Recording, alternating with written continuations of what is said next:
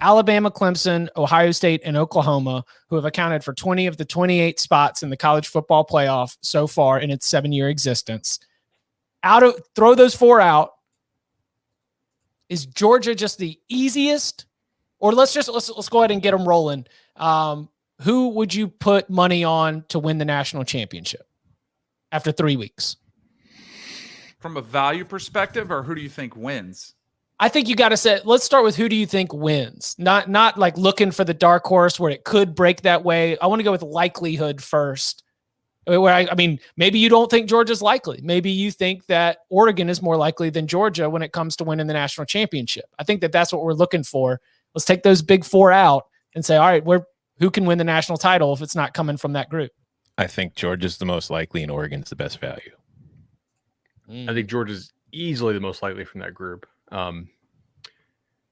Anybody want to put any value on the Gators from what we saw? No. No, because you don't think they can beat Georgia? No. If Georgia doesn't get some guys back on offense, yes. That was a fast no. That was a really fast no. I watched that game this morning, and I just do not believe that Florida can bend the edge on Georgia like it did on Alabama. Alabama lost setting the edge this weekend. Alabama's linebackers played poorly, and they didn't play very physical. I usually never see Bama linebackers try to jump around blocks like that. And Bama's young defensive front, they didn't win the battle up front against Florida. That's a group that I still think will win the national title if I had to pick one team, because I think they'll mature. I think they'll get some guys back. And I think in Tuscaloosa, they have a pretty good track record of figuring stuff out. But I don't think Florida can do to Georgia's defense what it did to Bama's defense. It's a whole different level of guy up front they have right now in terms of talent and experience, I think.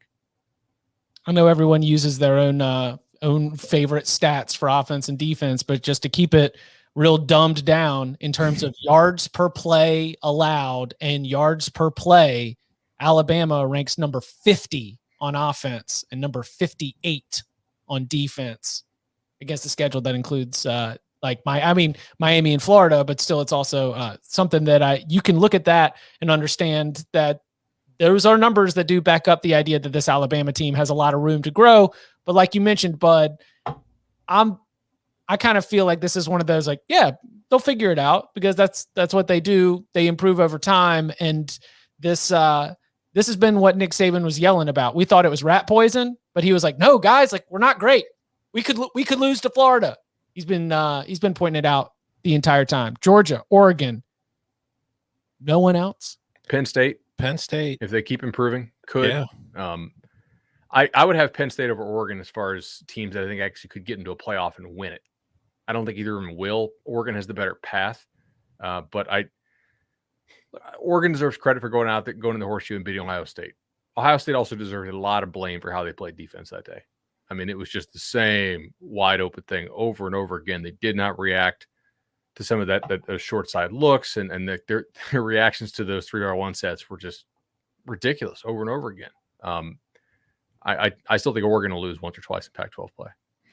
Yeah, I think Penn State's a good call, because I do think that they've looked really good in every game that they've played. I think Sean Clifford he's improved. Like, Mike Yurcich has clearly been good for Sean Clifford, because he's making better throws. He's making throws that he didn't really make last year in that offense. And they're kind of asking of more from him too. They're like allowing him to make those throws. And it was like, I feel like last year there really wasn't much faith in him. The offensive line has been terrific pass blocking and giving him the time to make those throws. I still think they struggle running the ball, and that could be a problem for him against like a better defense. But no, Penn State, man, that's a really good football team. Like, we all had I've been saying for the last year and a half, 2 years, I says Penn State's the quarterback away. I still don't think they have an elite quarterback, but I think their quarterback has improved enough to make them, in a year like this, where teams are kind of looking a little shaky to start the season, they have to be up there. Like, where are they? 4th in the AP poll? I don't think any one of us had them being that high this quickly in the season, but I don't think any of us are going to argue against it either. I mean, look, does Auburn have a better secondary than anybody they'll face in the Big Ten? I think so. The way Ohio State's playing right now, yeah. And they still went 28 of 32, and one of those incompletes was a Hail Mary before the half that got picked. I mean, so Michigan has not played a passing offense yet. And they won't this weekend either, because they play Rutgers. Mm-hmm. But I'm curious. Like that's Michigan is that team, right? That they're surging up there. We're not going to mention them to win the national championship in this conversation, but in terms of like teams that I have like over adjusted on and just really changed my expectations for, the Wolverines are easy for us to jump on this because it's Michigan and it's like, you know, the Jim Harbaugh, you know, redemption if he can get the Wolverines to the top of the Big Ten. Like there's a lot of talk that makes it easy to lean into this narrative. But I also see it in the way that they've jumped up in the CBS Sports 130, the way that they've been soaring in the AP rankings, power ratings across the board seem to be liking Michigan more and more. But I would pick Penn State over Michigan if I have to have a non-Ohio. If I have to make a non-Ohio State national title pick, I'm going Penn State ahead of Michigan.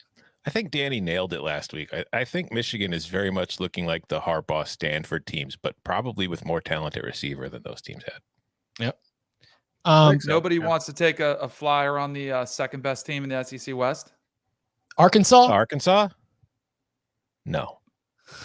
That may be. Although Ole Miss, they got a week off to Tuscaloosa. Like, take your flyer now. Take it now before they win that game. Those odds are going to dramatically change. Watch out. So I would rather have a Matt Corral Heisman ticket than an Ole Miss Heisman favorite, by the way. Ticket. Yes. Like I would concur with that. That is the safer play. It's like the Texas thing, right? Where I do think that Ole Miss can beat Alabama, and my dummy normie, take is going to be like, it will happen. I'll money line sprinkle it. I'll take the Rebels and the points, and then I'll end up getting burned. But I think that Ole Miss is more likely to win that game than it is to also be able to avoid an upset in all the rest of its games. What do you think the line will be on that game? It's not out yet, is it? Because the bye on Alabama and Ole Miss. Ole Miss. Where's the game at? 14 in Tuscaloosa. Probably Bama 12.5. So less than it was against Florida. Yeah, but so a tighter line at home. That's interesting. I was just curious to see what you guys thought it would be. Well, but I think if Bama played Florida again this weekend, they would not be laying 2 touchdowns, right? Like your rankings have to adjust what we saw in the swamp. I also wonder, like that Tulane game was so weird. We've seen some games with some of these CUSA teams. Man, UAB. Hey, Tulane's in the American now. Yeah. Excuse me, in the American. All right. Some of these non-conference games, like, did Tulane look like they cared to be there at all? Like they were so many just wide-ass open guys. Oh, don't forget the lightning delay too. Okay, right, for Ole Miss. Crazy, like the UCF Boise game week 1, Georgia Tech Clemson, Ole Miss Tulane. They had to go and sit on their hands on their phones for like hours before they finally got out there. We need to figure out like the live betting lightning delay principle. I mean, Ole Miss wanted to be there. Matt Corral was like, this is how I'm going to become the Heisman favorite. 7 touchdowns, 700 yards of offense, and 41 first downs. It's like, let's go. Weather's clear. Time for Matt Corral to make himself some money. By the way, on the Razorbacks, they had 2 starting offensive linemen leave that game Saturday and did not return. So Dalton Wagner and Ricky Stromberg, important guys if you're going to face that Texas A&M defensive line. And they get Georgia the week after. So the Cinderella slipper could be doing that. Texas A&M's offensive line is banged up. Yeah, but see, that's why you have a Bryles team tempo-wise and the total of 48. You know what I mean? I think both sides are like, can we actually block these guys? Because tempo-wise, it's a dead over. The good news for me, though, is if those guys are out and Arkansas loses those games, I could still make the argument that the only reason Arkansas lost those games was because they were missing 40% of their offensive line, and they're still the second best team in the SEC West. So everything's coming up me.